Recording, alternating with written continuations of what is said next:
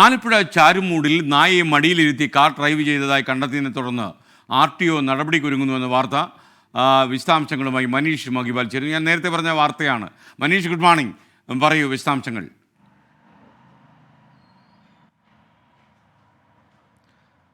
അതായത് ആലപ്പുഴ ചാരുമൂട്ടിൽ നിന്നാണ് ഇങ്ങനെ ഒരു ദൃശ്യം MVDക്ക് ലഭിക്കുന്നത്. MVDയുടെ ഇപ്പോഴത്തെ പുതിയ സംവിധാനമാണ്. എവിടെയെങ്കിലുമൊക്കെ നിയമലംഘനങ്ങൾ ശ്രദ്ധയിൽപ്പെട്ടാൽ അത് പൊതുജനങ്ങൾക്ക് MVDയുടെ മൊബൈൽ ഫോണിലേക്ക് അയച്ചു നൽകാനുള്ള സംവിധാനമുണ്ട്. പക്ഷേ നേരത്തെ തന്നെ ഇയാൾ സമൂഹ മാധ്യമങ്ങൾ ഈ രീതിയിലുള്ളൊരു പടം MVDയുടെ പെട്ടിരുന്നു. പക്ഷേ ഇത് ആരാണെന്നുള്ള കാര്യത്തിൽ MVDക്ക് ഒരു വ്യക്തത വന്നിരുന്നില്ല. പക്ഷേ കൃത്യമായി ഇത് ആരുടെ വാഹനമാണെന്ന രീതിയിലുള്ള വിവരം MVDക്ക് ലഭിച്ചു. പക്ഷേ MVDക്ക് നിലവിലുള്ളൊരു കൺഫ്യൂഷൻ, ഈ രജിസ്ട്രേഷൻ നമ്പർ വെച്ച് അയാളെ വിളിച്ചപ്പോൾ അയാൾ പറയുന്നത് അയാളുടെ വാഹനം അയാൾ മറ്റൊരാൾക്ക് വിറ്റു, അത് രജിസ്ട്രേഷൻ മാറ്റിയിട്ടില്ല എന്നൊരു വിഷയമുണ്ട്. അതുകൊണ്ട് തന്നെ ആരാണ് ഈ വാഹനം ഓടിച്ച് സംബന്ധിച്ച് MVDക്ക് കൃത്യമായ ഒരു വ്യക്തത വന്നിട്ടില്ല. രജിസ്ട്രേഷൻ ഉടമയോട് ഇന്ന് MVD, അതായത് ആലപ്പുഴ അമ്പലപ്പുഴ എൻഫോഴ്സ്മെൻറ്റ് RTOയ്ക്ക് മുൻപിൽ ഹാജരാകാൻ പറഞ്ഞിട്ടുണ്ട്.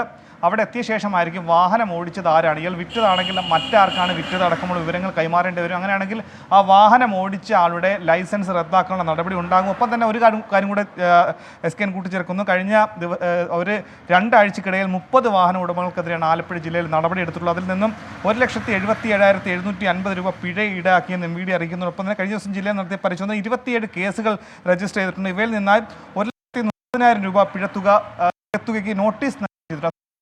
പല ജില്ലയിലും ഗതാഗത വകുപ്പ് മന്ത്രിയുടെ നിർദ്ദേശപ്രകാരം കടുത്ത നടപടി